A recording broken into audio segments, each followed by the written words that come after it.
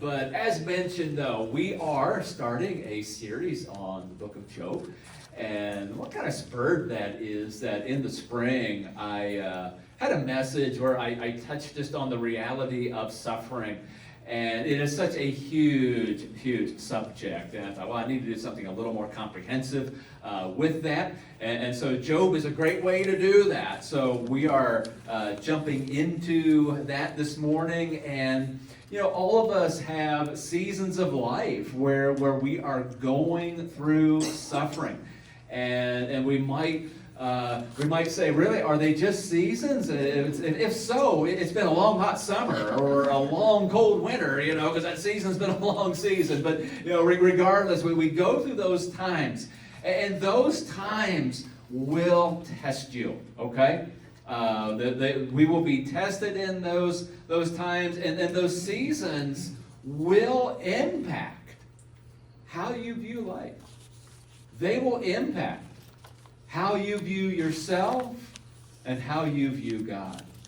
And therefore, the way that you handle those times is so absolutely critical. The way you handle them is critical because however you do that will determine the impact that suffering has. It's either going to be good or it's going to be bad. And ultimately, I think here's some summaries of what suffering can do in your life. It's either going to make you better or bitter. You're going to be stronger or weaker because of it. You're either at the end of it going to love God more or you're going to love Him less. You're going to trust Him more or you're going to trust Him less. And so again, the way that we handle these times and seasons of suffering that come in our lives, it is so absolutely vital. And really, that's the key question that we're asking in this series is, how do I handle those seasons of suffering well? And we don't always handle them well, do we, right? Any confessions on that? I mean, we don't always do it the best, but they come. Now, the Bible does not shy away from this topic of suffering. Cover to cover, the Bible is full of suffering. And the name of Job is really synonymous with suffering. I mean, even people who haven't, grown up in the church, they can draw a connection between suffering and Job, even if they don't know that Job is in the Bible. So I don't know if you have read Job yet, but here is that summary that I gave you last week. If you haven't read it yet, there's still time to do that. I encourage you to do so. And just a reminder that this center section here, it gets pretty long. And boy, you read through all of that, boy, it can make your head spin.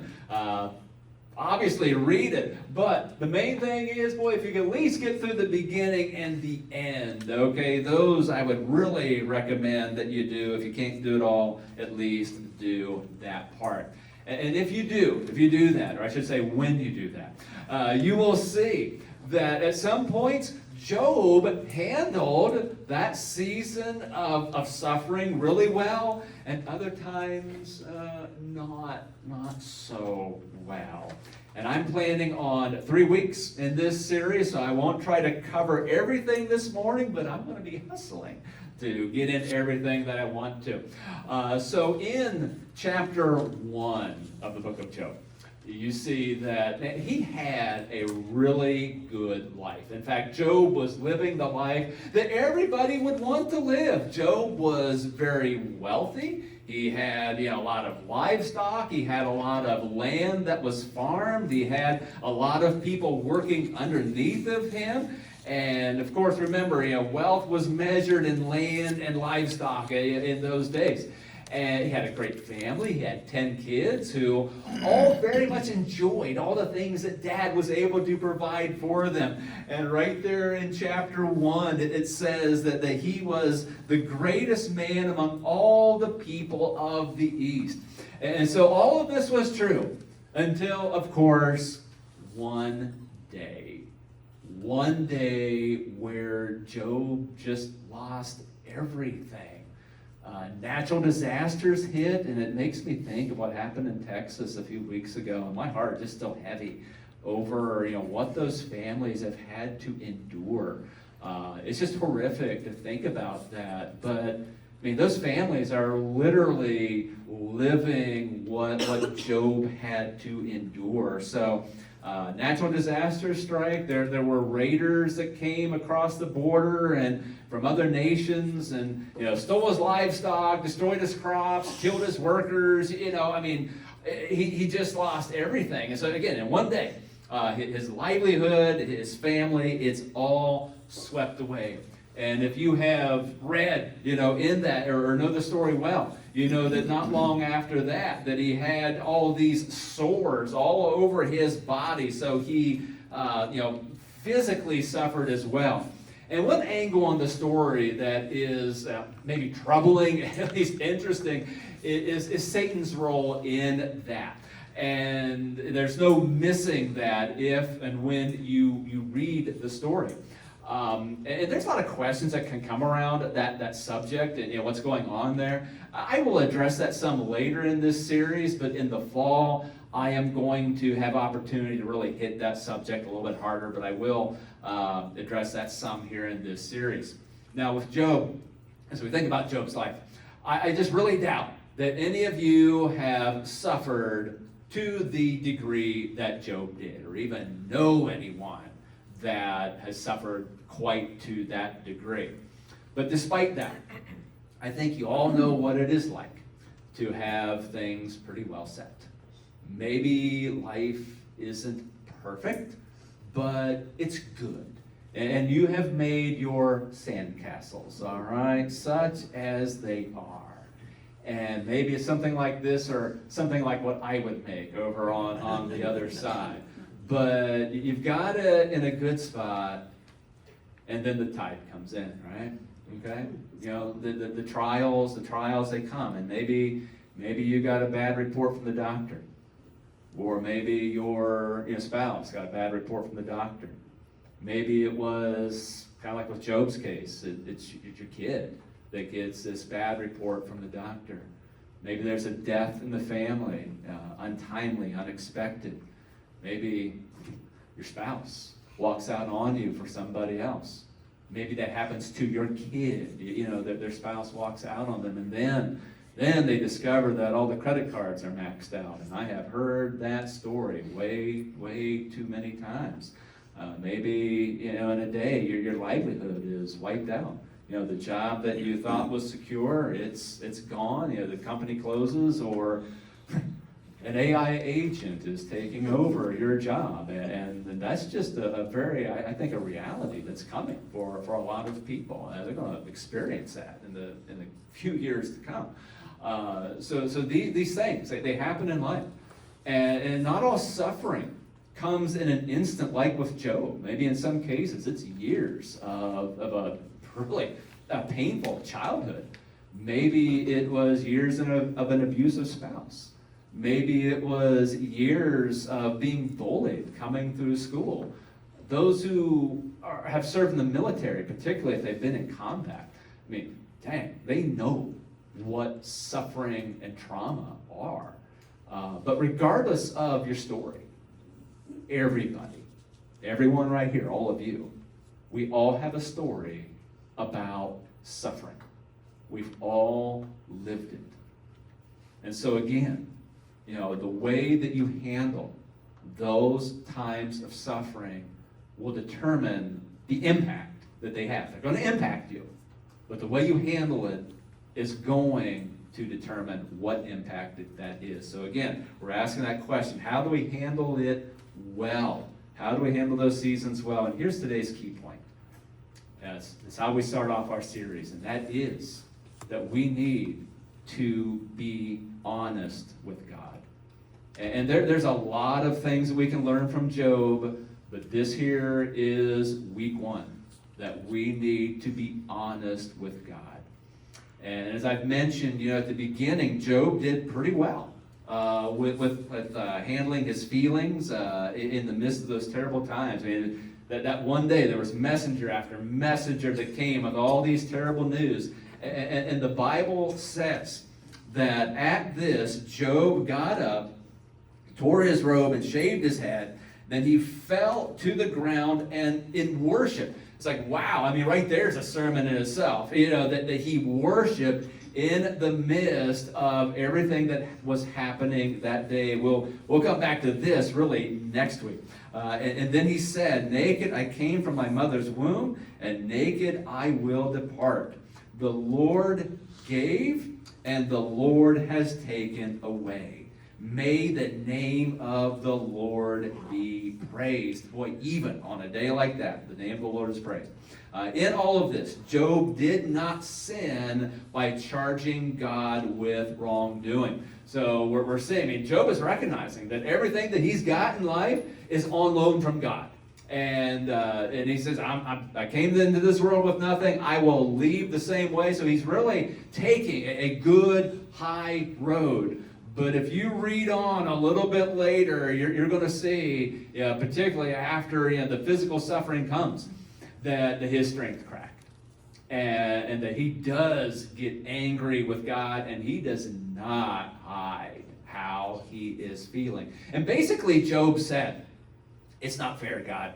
It is not fair, that you have allowed these things to happen to me. God, what have I done wrong to deserve these things? And really, the beginning of the book of Job describes him as blameless and upright.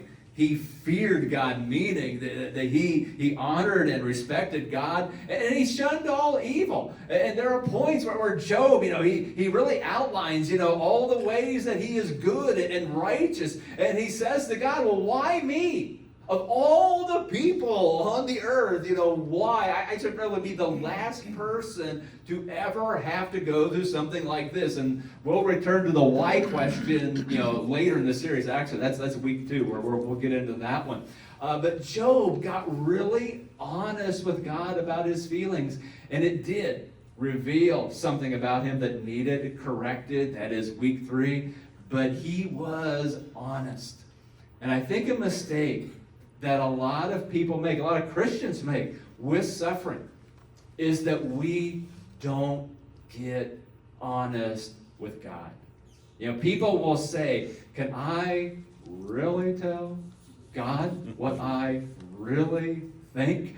Can I even let myself think that thought, without getting zapped? We worry about that. And also, within the church, there is a vein of thought that will say that, bad things aren't going to happen to you if you are following Jesus close enough. And the real Christian is going to be someone who is always showing strength in the light of truth's light. God is bigger than our problems, that our problems are temporary and heaven is eternal, that God works good in all things, for those who love him. And those things are true. I have preached them before. I will preach them again. But it is also true that we are not always so strong. And in the church, we like to project ourselves as being strong. We like to appear to be strong in our faith. We don't want to appear to be weak in our faith. But we aren't always strong, are we? We are not always okay. I'm not. I'm not always okay. You've probably heard the phrase, it's okay to not be okay. I think that is true. Even for Christians, even in light of some of those truths that I named. It's okay to not be okay. And if you're not okay and you're not strong, it doesn't mean that you're a failure. It doesn't mean that your faith is subpar. It doesn't mean that you're walking away from God. It just simply means that life is painful right now and that you are feeling it. You're hurting. Remember when Job, when all those things happened on that one day, it said that Job shaved his head and ripped his robe? I mean, man, that was a sign of strong emotion in a very painful situation. If we saw someone do that today, man, we'd think, golly, they lost it, you know. But no, I mean, that was just, that's how you expressed those severe emotions. And Job was saying, I'm not okay. And he was just letting everybody know that he is not okay.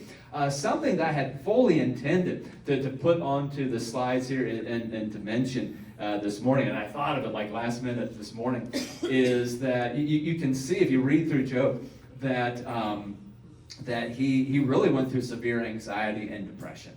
And I was going to pop those scriptures on the screen, and I don't have them. I think it's around chapter 6 and 7 is where you will find it. You hear Job talking about not being able to eat and not being able to sleep. I think that the line goes that, you know, when I lay down on my bed, I cannot wait for the morning, you know, to come because I cannot sleep. And it's like, man, you just see those signs of intense depression and anxiety that Job is going through. And Christians live these things sometimes. This is a reality that I think Christians need to be honest and real about. And we try to hide those things oftentimes, and we should not do that. So next point I'm making here is that we're tempted often to just stuff down our feelings, particularly those negative ones, and we fake being fine. All right, we fake fine with other people, with ourselves, and with God. How many times has someone asked you, how are you doing?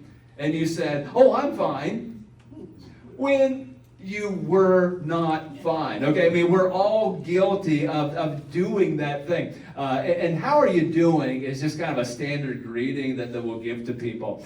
And so when I say that, and they say, oh, I'm fine, but I notice that their voice or their body language doesn't quite communicate that, I'll poke at that, all right? You know, so, okay, yeah, tell me what's really going on. You're not really being convincing to me, you know, with what you're saying. And then, you know, people will open up, they'll talk, and then they'll say something like, well, Pastor Jim, I shouldn't be bothering you with all this. And they're kind of embarrassed. It's, oh, golly, I shouldn't be saying all these things. I'm like, no, it's okay. You know, we need to let those things out and not just hold all of that in.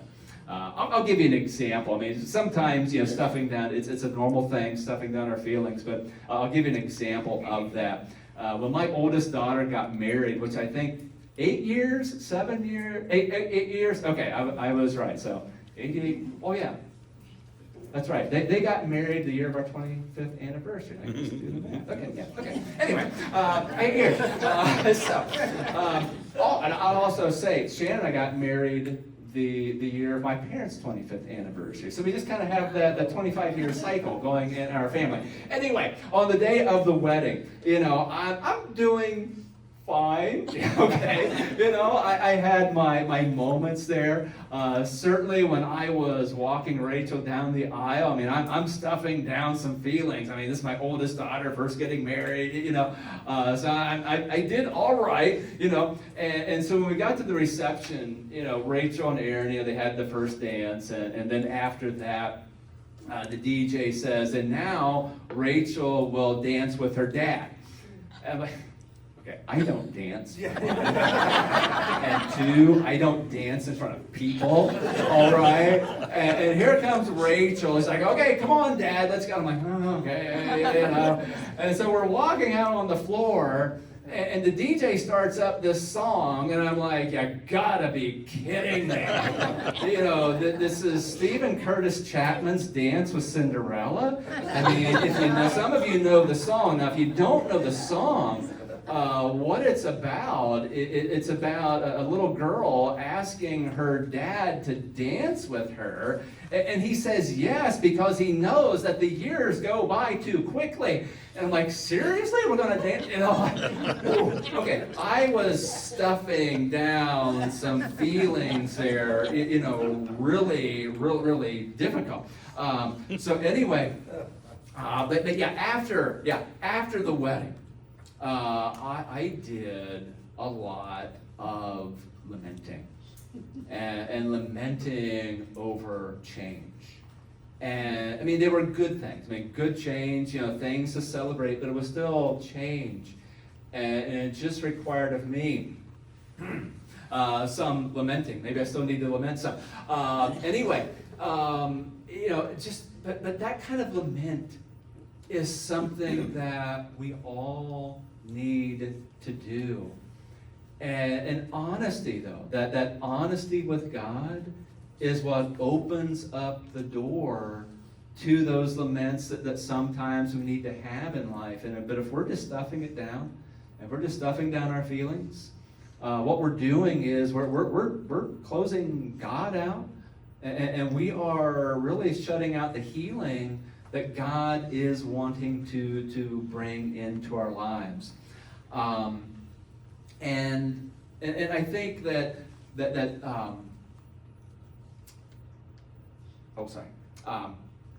Job, he had some lament. Job was doing some lamenting, but he was also doing some complaining. But I think the part of the message of Job is that when we are honest with God and we say, God, why? Why is this happening? Why do jerks, get everything that they want? Where are you, or where were you, or don't you care? Are you really as great as the Bible says that you are? I mean, when we say those kind of things, we find that God does not reject us. God is big enough. His shoulders are broad enough to handle our questions. And he meets us right in the midst of our pain. Now you might get challenged, and Job got challenged. Yeah, well, we'll look at that in week 3. But we find still that we experience the presence and the peace and the love of God in the midst of our pain. And we do find that God, he is faithful. And that, yes, he does work good things out of all things to bring some good. You may not feel that, or you may not see that immediately. And for Job, it took time. But it did come. But part of that process of getting there is being honest with God and lamenting. Now, I want to say that lamenting is not the same as grumbling. There is a difference. You might know that in the Old Testament, after God brought the people out of slavery in Egypt, that they're wandering in the wilderness for all of those years, and they grumbled. They did a lot of grumbling. They grumbled against God. They grumbled against Moses. But the key thing about that is they did it behind God and Moses' back, okay? They were saying among themselves, hey, God, he doesn't care. He brought us out here just to kill us. And Moses, boy, what a terrible leader. We get rid of him and everything will be fine. And we'll get some other gods and then we'll be fine. That's a very different thing from taking our feelings to God, okay? They're going around to their backs. But that is different than taking our stuff to God. And I want you to think of it this way. Think of the person that you know with whom you can be totally, totally honest. You know you're going to be heard. You know you're going to be received. You're not going to be condemned. You might get some tough questions, okay? You might be challenged, and that's okay. But your relationship allows for that. Allows for that honesty. Allows for the tough questions to come. Be dealt with, and you're not going to get angry about it. That's the kind of relationship God wants to have with us, okay? Where we can come be honest, but when God brings the challenge, and we're also going to hear that, okay? And then move forward from there. And again, God is big enough to handle our tough questions. So, I want to ask you, I want to say that it is okay to be honest with God. It is okay to not be okay. It is okay to lament. It is okay if you're not always strong. And it doesn't mean that God's punishing you. It doesn't mean that you're not really a Christian. It doesn't necessarily mean you've done something wrong. It means that life is painful. Now I will ask you, what feelings are you stuffing down? And for how long? Maybe a long time. What's being stuffed down? What do you need to be honest with God about? And what do you need to lament? Encourage you. Listen to the Spirit. What is God saying? And then do it. Do it. Let God then bring healing to your heart, maybe to your home, to your family. Allow God to do that work. That may not come quickly, okay? And depending on the situation, that's just going to be internal work. That's every situation is different. But God's got some healing for you. I believe that for a lot of us here this morning, God has some healing to bring into your lives. But these right here are some steps you got to take to really unlock that in your life. So let's, as we sing our closing hymn, keep working on that. Keep thinking about that. Oh, what is our closing hymn? Yeah, what a friend we have in Jesus. There are all kinds of great songs I can choose from around this subject. We know these songs because suffering is real. I invite you to stand, and we are going to sing this last song.